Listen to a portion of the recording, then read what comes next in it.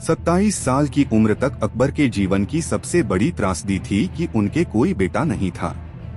1564 में जरूर उनके दो जुड़वा बेटे पैदा हुए थे, हसन और हुसैन, लेकिन वो सिर्फ 1 महीने तक ही जीवित रह पाए थे। अकबर ने अपने प्रिय संत ख्वाजा मोइनुद्दीन चिश्ती की दरगाह पर मन्नत मांगी कि अगर आप मुझे एक बेटा दे दे तो मैं आगरा से अजमेर पैदल चलकर आपकी दरगाह पर सिर झुकाऊंगा।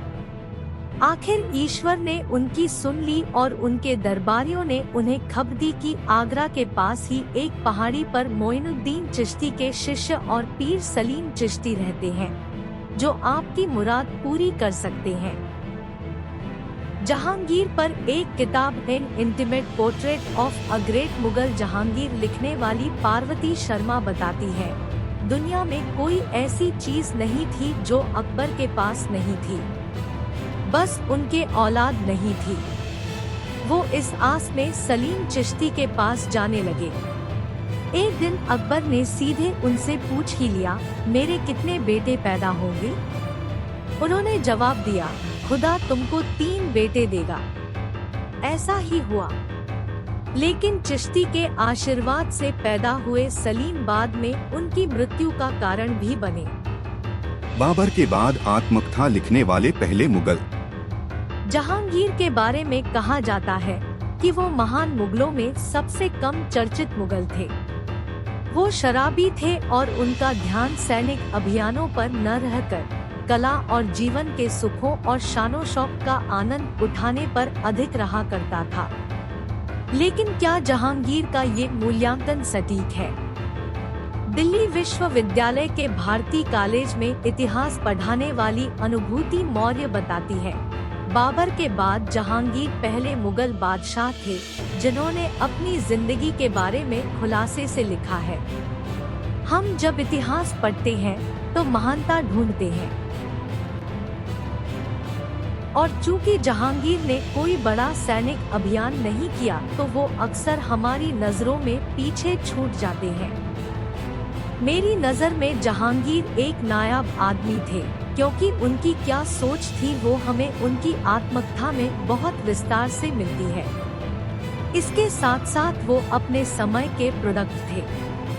वो कहती हैं, एक तरह से वो अपने ज़माने की एक खिड़की थे जिसके जरिए हम देख सकते थे कि 17वीं शताब्दी का आदमी क्या सोच रहा था। जहांगीर अक्सर अक्ल और नक्ल यानी तार्किकता के आधार पर अपने आसपास की दुनिया को जांचते और परखते थे। दिन में 20 प्याले शराब। जहांगीर के बारे में मशहूर था कि वो औरतों और शराब के शौकीन थे। वो अपनी आत्मकथा तुजुके जहांगीरी में लिखते हैं कि एक समय वो दिन में शराब के 20 प्याले पीते थे, 14 दिन में और 6 रात में। बाद में उसे घटाकर वो एक दिन में 6 प्याले पर ले आए थे।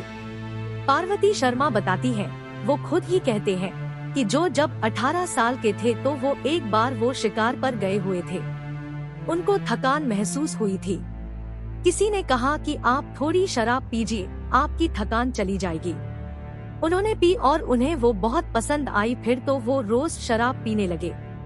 जहांगीर के दोनों भाइयों को भी शराब की लत लग गई और उनकी मौत शराब की वजह से ही हुई। वो कहती हैं, बाबर भी शराब पीते थे, अकबर भी कभी कभी शराब चख लिया करते थे, लेकिन शाहजहां ने कभी शराब को हाथ नहीं लगाया। बल्कि जहांगीर को इस बात का अफसोस रहता था कि उनका बेटा 24 साल का हो गया है और उसने आज तक शराब का एक घूंट तक नहीं लिया है। ये कैसे हो सकता है? जहांगीर ने अबुल फजल को मरवाया। अकबर और जहांगीर के रिश्ते कभी सहज नहीं रहे। उनमें और कटुता तब आ गई जब जहांगीर ने अकबर के बहुत करीबी और उनके जीवनीकार अबुल फजल को ओरछा के राजा बीर सिंह देव के हाथों उस समय कत्ल करवा दिया था जब वो दक्कन से आगरा की तरफ आ रहे थे। इस हत्या का सबसे जीवंत वर्णन असद बेग ने अपने वृतांत वाक़े असद बेग में किया है। बेग लिखते हैं, बीर सिंह के हर सिपाही ने कवच पहन रखे थे। उनकी तलवारें और भाले हवा में बिजली की तरह चमक रहे थे। तेज भागते घोड़े पर सवार एक राजपूत ने अबुल फजल पर बर्छे से इतनी तेजी से वार किया कि वो उनके शरीर के दूसरे हिस्से से बाहर निकल गया। अफजल नीचे गिरे और उनके शरीर से तेजी से खून निकलने लगा। उनका खुद का घोड़ा उन्हें रौंदता हुआ निकल गया। ताज्जुब है कि घोड़े के भार से उनकी मौत नहीं हुई। अफजल अभी जीवित थे कि बीर सिंह वहां पहुंच गए। वो उनकी बगल में बैठ गए। उन्होंने अपनी जेब से एक सफेद कपड़ा निकाला और अफजल के जिस्म से निकल रहे खून को पोंछने लगे। इसी समय अफजल ने अपनी सारी ताकत जुटाते हुए बुंदेला प्रमुख की गिरफ्तारी के लिए उसे कोसा। बीर सिंह ने अपनी तलवार निकाली और एक झटके में अबुल फजल का सिर उनके धड़ से अलग कर दिया। अफजल नहीं चाहते थे जहांगीर को बादशाह बनवाना। ये तथ्य है कि अबुल फजल की नजर में जहांगीर कोई बहुत ऊंची जगह नहीं रखते थे, लेकिन क्या सिर्फ यही वजह थी उनको मरवाने की? एक राजनीतिक खेल चल रहा था कि गद्दी पर कौन बैठेगा। अकबर की शक्तियां क्षीण हो रही थी। वो अब थक रहे थे और जहांगीर को अब लड़ाई करनी थी आने वाली पीढ़ी से।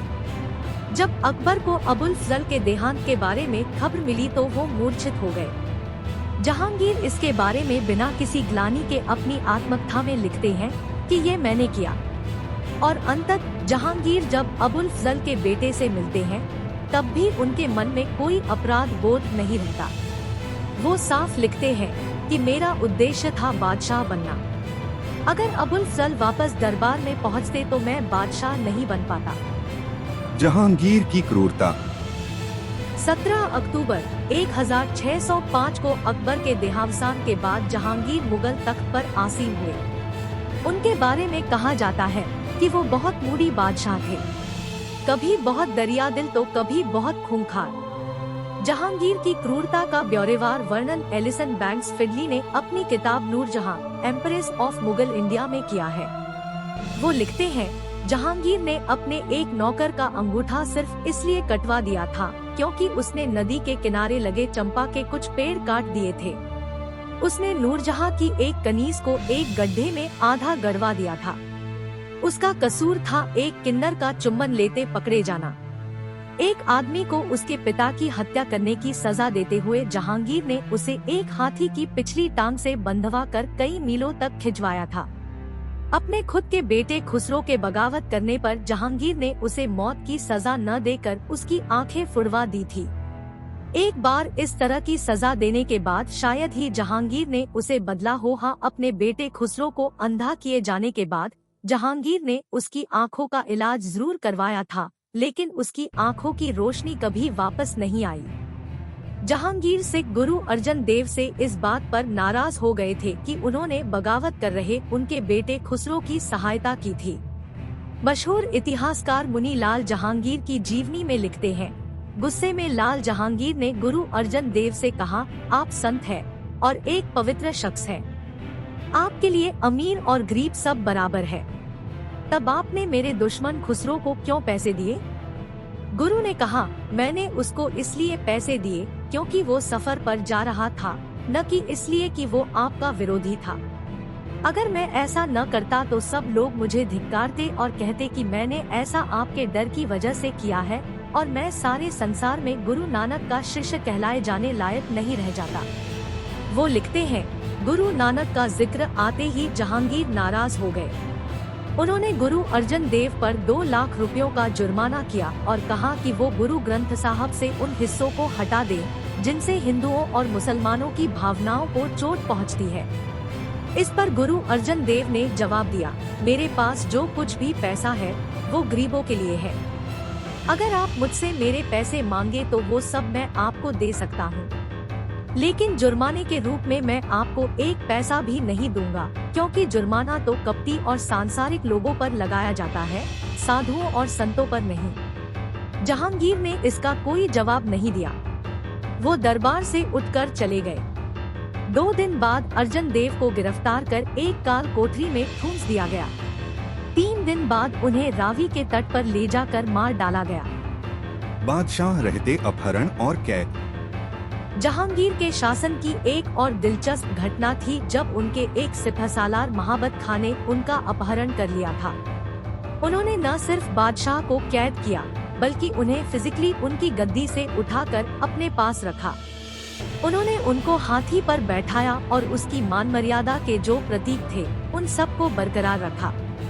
बचाने आई नूरजहां और फिर महाबत खां भाग जाते हैं। इस पूरे प्रकरण के दौरान एक्शन जहांगीर के पास नहीं है। जो एक्शन को निर्देशित कर रहे हैं वो जहांगीर नहीं है। इस दौरान सब लोग उनके साथ अदब से भी पेश आ रहे हैं, लेकिन ये साफ है कि वो अपने सिंहासन पर नहीं है।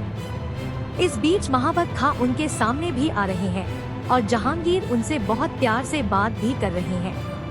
महाबत खां किसी जगह पर ये नहीं कह रहे हैं कि मैं बादशाह हूँ। वो सिर्फ ये कह रहे हैं कि आप बुरी संगत में हैं और मैं आपको उस बुरी संगत से बचा रहा हूँ।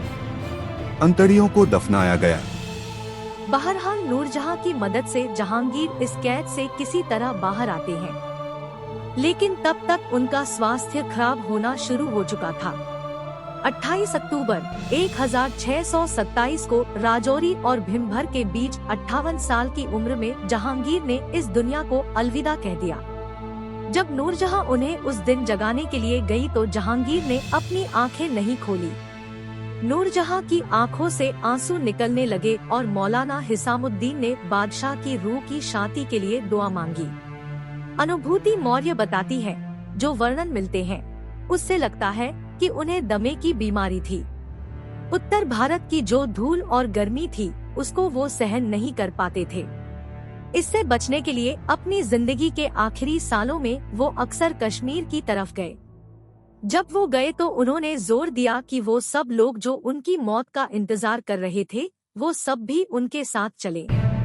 नूरजहां तो उनके साथ गई ही, उनके दामाद शहरयार और आसिफ खां को भी उनके साथ जाना पड़ा। जब वो राजौरी के रास्ते वापस आने के लिए निकले तब तक वो खा पी भी नहीं पा रहे थे।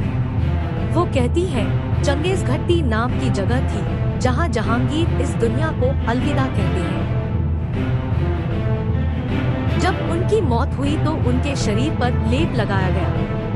उनकी अंतड़ियों को उनके शरीर से निकालकर वहीं दफना दिया गया। फिर जहांगीर के शरीर को बैठी हुई मुद्रा में पालकी में बैठाकर लाहौर लाया गया, जहां उनका राजकीय सम्मान के साथ अंतिम संस्कार हुआ।